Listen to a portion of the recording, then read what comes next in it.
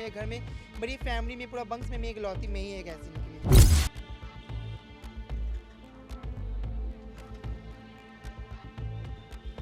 कितना मतलब वो दुख एक हुआ होगा आपको? उस टाइम मतलब पैर के नीचे से ज़मीन चली गई थी और माथे के ऊपर से आसमान।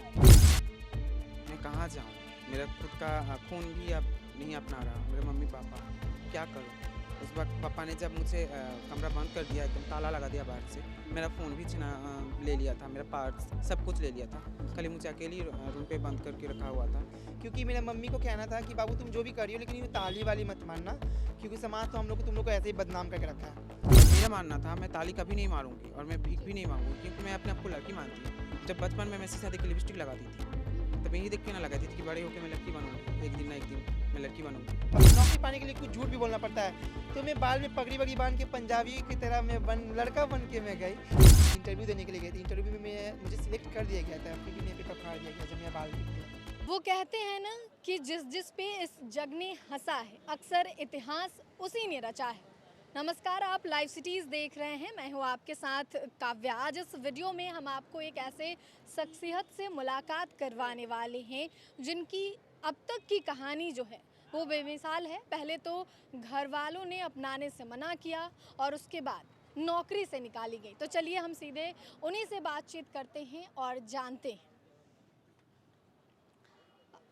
सबसे पहले तो आपका नाम क्या है? सैंडी वाल्मीकि। आपका नाम सैंडी है, आपका टी स्टॉल है और आपकी कहानी जो है वो काफ़ी भावुक कर देने वाली है, क्योंकि हमने थोड़ा बहुत जो आपके बारे में पढ़ा है, जाना है उसमें कि घर वालों ने पहले अपनाने से मना कर दिया। ऐसा कब हुआ? वो बचपन में मतलब मम्मी तो अपना लेती थी, लेकिन अपने जो होते हैं ना पड़ोसी और अपने कज़न जो होते हैं वो लोग नहीं अपनाते थे, क्योंकि मेरी वजह से एक्चुअली मेरे पापा बचपन में डेट हो चुके हैं जब मैं 4 साल की थी तब। तो उसके बाद मैं जितनी बड़ी होती गई तो मेरा रिएक्शन मेरा वेद भाव में सब अलग होने लगा। उसके बाद मैं मतलब मुझे मेल से ज़्यादा मुझे फीमेल में ज़्यादा इंटरेस्ट है, मुझे फीमेल बनने का बहुत शौक था, मुझे फीमेल ही मतलब मैं अपने को फीमेल मानती थी। उसके बाद में जब जितनी मैं बड़ी होती गई तो मुझे समाज में मुझे एक नाम दे दिया कि अदर ज़्यादा जितने गाली गलौज का नाम होता है वो सब नाम दे दिया गया मुझे। उसके बाद मेरी घर वाले मतलब मेरी मम्मी तो मुझे मानती थी, लेकिन मेरे जो कज़न्स होते थे, मेरे अंकल आंटी जो मतलब जो लोग जितने भी थे वो लोग हमसे मतलब मुझसे मेरी वजह से मेरी मम्मी से रिश्ता रखना बंद कर दिया, क्योंकि मेरे घर में बड़ी फैमिली में पूरा वंश में मैं इकलौती मैं ही एक ऐसी निकली और कोई नहीं। एक आप ऐसा बोले कि घर वालों ने अपनाने से मना कर दिया। माँ तो ममता की मूरत होती है और माँ कभी भी अपने बच्चों के लिए समान ही होती हैं। ये आपका जो सफ़र है कहाँ से शुरू हुआ और आज यहाँ आपने टी स्टॉल लगाया है, ये कैसे शुरू हुआ? एक्चुअली मेरा सफ़र जब मैं क्लास 9-10 दे रही थी तभी हुआ है कि जब हाँ मैं क्लास मतलब मैं तो बचपन से ऐसी ही थी, तो मुझे मतलब मैं पहले से सोची थी कि मुझे कुछ अलग करना है, मुझे कुछ अलग बनना है, क्योंकि मेरे मम्मी को कहना था कि बाबू तुम जो भी कर रही हो लेकिन ये ताली वाली मत मानना, क्योंकि समाज तो तुम लोग को ऐसे ही बदनाम करके रखा है। तो एक माँ का ममता होता है, मम्मी अपनी से कभी हमको अलग नहीं कर सकती। तो मुझे भी बहुत अपने आप में गिल्ट फील हुआ कि मेरी मम्मी एक मेरे पापा नहीं है, मेरी मम्मी विधवा मम्मी है, तो उनको मैं धोखा नहीं दे सकती, नहीं उनको मेरे खिलाफ़ कोई काम कर सकती हूँ। तो उसके बाद मैं पढ़ाई करती गई। मम्मी मुझे बोली कि पढ़ाई लिखाई कि तुमको जितना करना है मैं तुमको मदद करूँगी पढ़ाई में, पढ़ाई मत छोड़ना। तो मैं पढ़ाई करती गई। क्लास 10 दी तो मैं जॉब के लिए अप्लाई की। तो जब मैं जॉब के लिए अप्लाई की तो मेरे बाल ऑलरेडी बड़े बड़े थे, तो मुझे 10 के बाद मुझे जॉब से निकाला गया, क्योंकि मुझे बोला गया तुम बाल को कट करके आना पड़ेगा। तो मैं फिर मतलब होता है ना कि अब नौकरी पाने के लिए कुछ झूठ भी बोलना पड़ता है, तो मैं बाल में पगड़ी वगड़ी बांध के पंजाबी की तरह मैं लड़का बन के मैं गई, लेकिन वहाँ से मुझे पकड़ में आ गया, वो भी मुझे निकाल दिया वहाँ से भी। अच्छा, आप ये जॉब कहाँ करती थी? मैं जॉब में बंगाल पे मैं अप्लाई की थी, इंटरव्यू देने के लिए गई थी। इंटरव्यू में मुझे सिलेक्ट कर दिया गया था, फिर भी मेरा पेपर फाड़ दिया गया जब मैं बाल देख लिया था। बाल देख लिया गया तो बस एक बाल की वजह से आपको नौकरी से निकाला गया और उसके बाद आप बिहार आई बंगाल से। नहीं, उसके बाद मैं 12 की जी।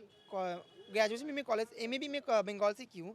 तो मैं 12 की, उसके बाद मैं 12 के बाद फिर 3 मंथ का जो छुट्टी पता मैं फिर गई जॉब के लिए। फिर वहाँ से मुझे मेरा चाल ढाल के लिए, मेरे बोली चाली के लिए मुझे वहाँ से निकाला गया। मतलब जब मैं उनको पूछी क्वेश्चन की कि सर ऐसा क्यों करते हो, तो मुझे निकालते कि मैं एजुकेशन है, मैं पढ़ाई की हूँ, मैं आप मुझे मेरा काम देख के जॉब दोगे या मेरा गेटअप देख के मुझे जॉब दोगे।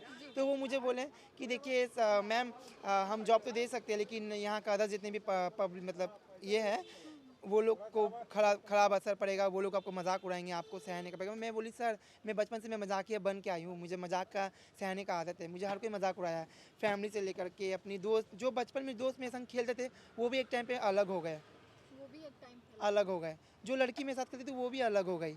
तो अब जब मेरा कोई है ही नहीं, जब मेरा कोई दोस्त बंधु है नहीं, जब मैं ठुकरा गई तो मुझे किस बात का दर्द और किस बात का मतलब ये है। मैं तो दुखी आत्मा हूँ पहले से, मुझे कोई फ़र्क नहीं पड़ता, मुझे सिर्फ जॉब चाहिए, मेरी मम्मी का हेल्प करना। तो वो लोग मुझे वहाँ से भी निकाल दिए। फिर उसके बाद मैं कॉलेज भी की, उसके बाद मुझे मन आया कि मैं ऑर्केस्ट्रा चली जाऊँ पैसा कमाने के लिए, कि मम्मी का हेल्प करना है। मैं ऑर्केस्ट्रा करती थी, पढ़ाई भी करती थी, ऑर्केस्ट्रा छपरा में ऑर्केस्ट्रा करती थी, मैं यहाँ के पढ़ाई करती थी। पढ़ाई करते करते मम्मी को भी हेल्प करती थी, मम्मी भी हेल्प करती थी। करते करते मैं फिर इसके बाद मुझे पढ़ने का भी शौक था। फिर मैं मम्मी को डिस्कस की कि मम्मी मैं पढ़ाई अब छोड़ना पड़ेगा, क्योंकि मुझे कोई जॉब नहीं दे रहा है, मुझे अब ऑर्केस्ट्रा ही करना पड़ेगा, मुझे जॉब चाहिए। तो मम्मी बोली कि तुम इतने पढ़े लिखो, तुम जॉब। तब मैं मम्मी को गुस्सा से बोली भी थी कि मम्मी मैं ताली मारने के लिए निकल जाऊँगी, ताली मार के मैं पैसा कमाऊँगी। तो मैं मम्मी बोली कि देखो बाबू ऐसा मत करना, कभी भी इज्जत मत खराब करो, ये वो बोलने लगी। फिर तुम्हारा फैमिली तो सब जानता है, तुम ऐसे हो, फिर तुम अपना फैमिली का नाम खराब करिए, तुमको और सब बोलेगा, तुम्हारी वजह से मुझे बोलेगा। बहुत लंबा हिस्ट्री था। तो उसके बाद फिर मम्मी बोली ठीक है देखो तुम क्या करोगी। तुम्हें ऑर्केस्ट्रा करते करते फिर मेरी एक सिस्टर है, मेरे भाई बहन जो लोग बहुत सपोर्ट करते हैं मुझे। हाँ। अच्छा एक बात बताइएगा, आपकी माँ अभी भी आपसे टच में है या फिर अलग हो चुकी नहीं नहीं नहीं, मेरी मम्मी टच पे है, मेरी मम्मी शुरू भी टच में थी, अभी तक मेरे से टच ही में है, मैं अंत तक मैं टच ही पे रहूँगी। तो फिर ऐसा क्या हुआ कि उनका कहना था कि तुम अलग रहो, अपने साथ भी तो रख सकती थी वो? नहीं मुझे अलग नहीं रखा गया, मैं खुद से अलग रहने लग गई। आप खुद से? हाँ, वजह क्या था? वजह यही था समाज का, क्योंकि मैं नहीं चाहती कि मेरी मम्मी को कुछ भला बुरा क्या है मेरी वजह से। आप अपनी माँ के लिए? हाँ, क्योंकि मैं चाहती हूँ कि मेरी मम्मी मुझे प्यार करती है, मैं मम्मी को मानती हूँ, लेकिन मैं नहीं चाहती कि मम्मी को मेरे वजह से कोई उंगली उठा के कुछ बोल दे कि तुम्हारा औलाद ऐसा है, तुम्हारा औलाद ऐसा है। मैं नहीं चाहती, क्योंकि आप भी नहीं चाहिएगा या कोई भी नहीं चाहेगा कि उसका माँ बाप को ऊपर कोई उंगली उठा दे। जी, बात तो सही है कि माँ बाप को अगर कोई बोलता है तो बच्चे खड़े हो उठते हैं। फिलहाल आप क्या कर रही हैं अभी? अभी तो मैं पढ़ाई भी कर रही हूँ, और जो जो मुझे घृणा करते थे, जो जो मुझे घृणा की नज़र से देखते थे, वो लोग भी मुझे प्यार की नज़र से देख रहे हैं, क्योंकि सबको पता है कि मैं ताली वाली नहीं मारती हूँ, मैं नॉर्मल लड़की की तरह ज़िंदगी जीती हूँ, क्योंकि मैं लड़की हूँ। मैं बचपन से लड़की मानती आई थी, लड़की हूँ, लेकिन ये समाज किन्नर किन्नर कोई वर्ड ही नहीं है, ये समाज एक नाम दे दिया है किन्नर। किन्नर वगैरह कोई वर्ड ही नहीं है, क्योंकि किन्नर का अगर मैं अलग होती तो मेरा भी ड्रेस, मेरा वेशभूषा भी अलग ही होना चाहिए था। किन्नर का भी ड्रेस अलग होना चाहिए, कि अगर मैं किन्नर होती या किन्नर होती तो मेरा ड्रेस अलग होना चाहिए। लड़की के भी बाल बड़ा बड़ा है, मेरे भी बाल बड़े बड़े हैं, लड़की की तरह कपड़ा पहनती है, मैं भी लड़की की तरह कपड़ा पहनती हूँ, तो फ़र्क क्या है? लड़की नॉर्मल ज़िंदगी जी रही है, मैं भी तो जी रही हूँ। किन्नर कोई वर्ड्स नहीं है, ना किन्नर कुछ ये है, लेकिन ये समाज किन्नर किन्नर करके गाली गलौज बना के रख दिया। जी, ये समाज एक गाली बना कर रखा है। आपके साथ एक और हैं, आपका नाम क्या है? रोहिणी। रोहिणी जी, ये सफ़र कैसे शुरू हुआ? आप इनकी फ्रेंड हैं, आप लोग मिले कहाँ? देखिए अगर सफ़र बोलने जाऊँ ना, हाँ। सबका सफ़र होते हैं, जैसे सैंडी ने बोला कि उनका सफ़र क्या है, वैसे मेरी भी सफ़र है।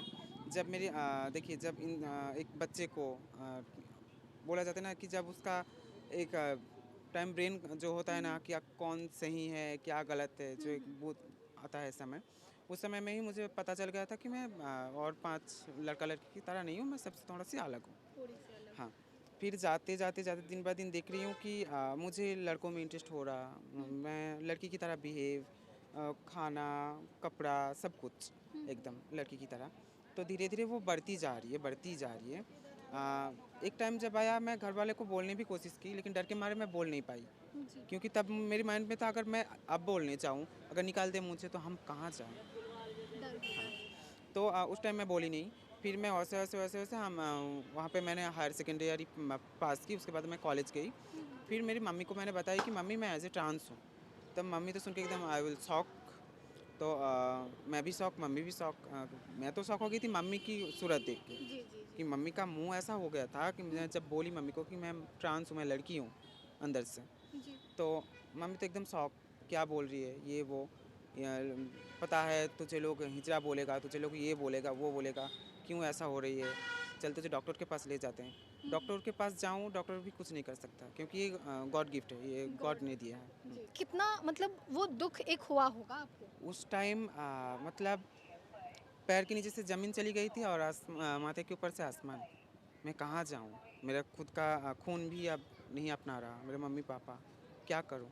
उस वक्त पापा ने जब मुझे कमरा बंद कर दिया, एकदम ताला लगा दिया बाहर से, मेरा फ़ोन भी ले लिया था, मेरा पर्स सब कुछ ले लिया था। खाली मुझे अकेली रूम पे बंद करके रखा हुआ था। और मेरा मानना था मैं ताली कभी नहीं मारूंगी और मैं भीख भी नहीं मांगूंगी, क्योंकि मैं अपने आप को लड़की मानती हूँ। जब बचपन में मैं शीशा देख के लिपस्टिक लगाती थी, तब यही देख के ना लगाती थी कि बड़े होकर मैं लड़की बनूंगी, एक दिन ना एक दिन मैं लड़की बनूंगी। तो ये ना कि ये सोच के लगाती थी हाँ अभी तो हम लड़की हैं, बचपन में बड़े होकर हम ट्रांसजेंडर या किन्नर बनेंगे, ये तो नहीं। तो देखिए ताली पेशा प्रोफेशन का नाम होता है किन्नर। देखिए आज मेरे स्टॉल के सामने क्या है, जूस वाला है, नारियल वाला है, गोलगप्पे वाला है। उन लोगों को क्या नाम से बुला देते हैं? जैसे आपको जूस वाले को जूस वाले अंकल, जूस वाले भैया, जूस वाले जूस आता है उसके प्रोफेशन आता है, उसके नाम से पहले उसका प्रोफेशन आ जाता है। तो वैसे किन्नर का नाम ही है ताली। जो नॉर्मल लोग जो बजाते हैं दोनों हाथ से वो ताली कहलाता है, और जो ट्रांस लोग बजाते हैं वो तब बोला जाता है किन्नर। तो प्रोफेशन का नाम किन्नर है, कोई किन्नर कोई जेंडर आइडेंटिटी नहीं है। जो लोग हमें एकदम से गाँव पे दाग लगा देते हैं कि तुम किन्नर हो, हम लड़की ही हैं, बाय बोर्न ना हो, हम लड़की ही हैं। और वो जो वो ताली मारती है जी वो ताली मारती है, वो उनका मजबूरी है। क्योंकि जैसा कि मेरा मजबूरी था, मैं जॉब के लिए गई थी, मुझे जॉब नहीं मिला। तो अब पापी पेट का सवाल है, तो इंसान क्या करेगा? पापी पेट के लिए कुछ तो करना पड़ेगा ना। अब वो ताली मार के मेहनत करके कमा रही है, वो ताली मारने में भी कितना मेहनत होता है।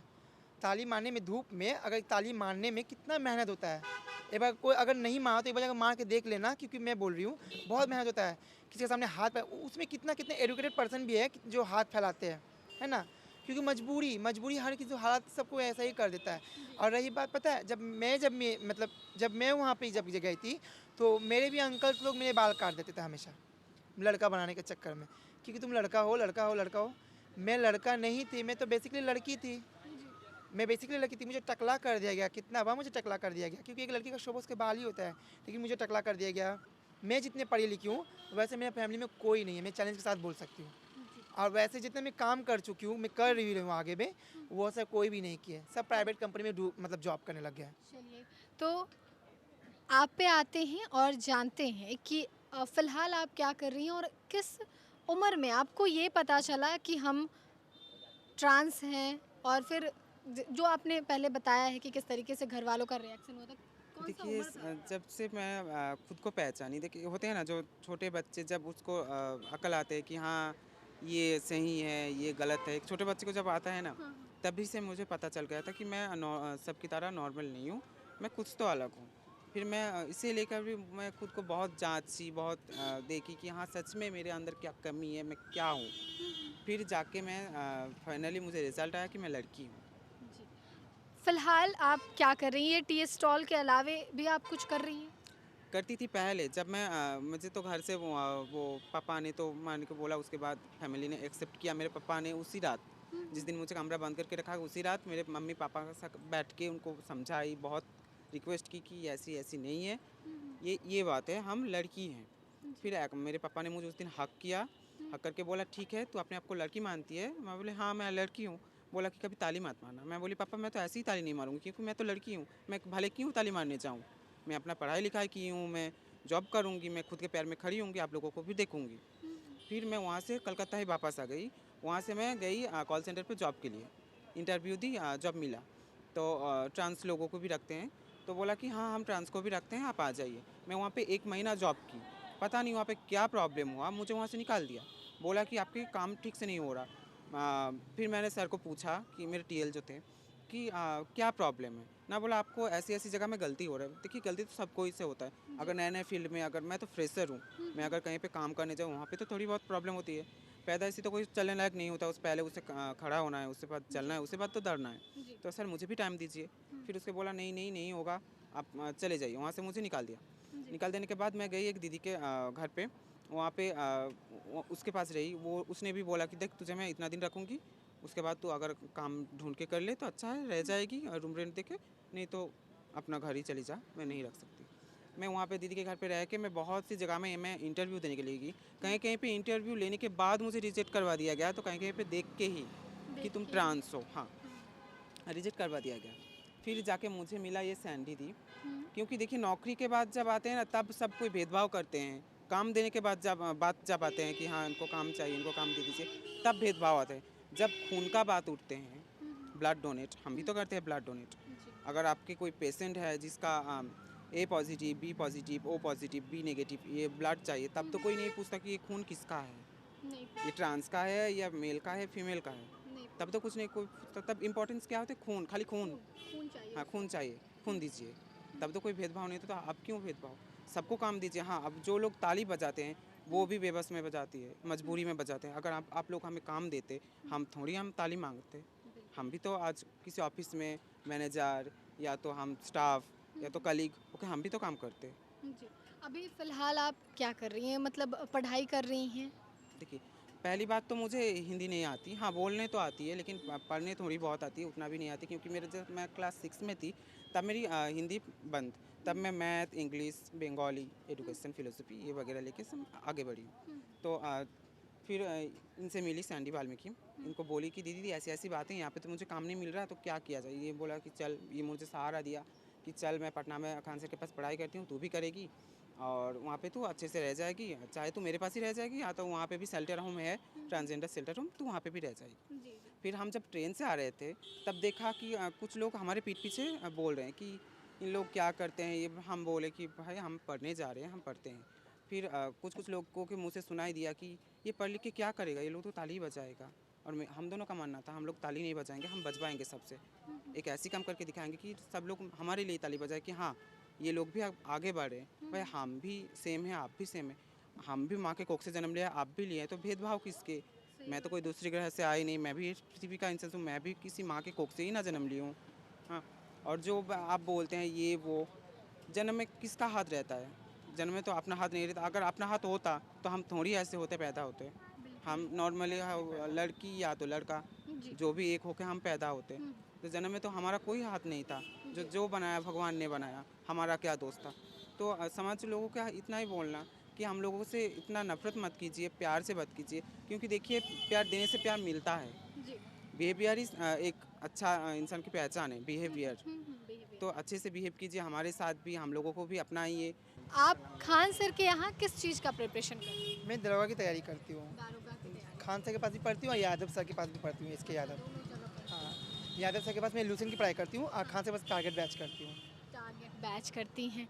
तो आपने वीडियो में देखा इन दो फ्रेंड्स की कहानी के बारे में, किस तरीके से घर वालों ने जब अपनाने से मना कर दिया तो बंगाल से पटना आ गई और इस टी स्टॉल को खोला और इनका सपना है कि ये दारोगा बने। फ़िलहाल खान सर के कोचिंग में क्लास लेती हैं और इसके टी स्टॉल के बारे में भी इन्होंने बताया है। तो आप जब भी इसके पूरी पार्क आएँ तो इनके टी स्टॉल पे ज़रूर आएँ और चाय पिएँ। तो फिलहाल के लिए इतना ही। साथ ही चैनल को सब्सक्राइब करें, फेसबुक पेज को लाइक करें। वीडियो देखने के लिए आपका धन्यवाद।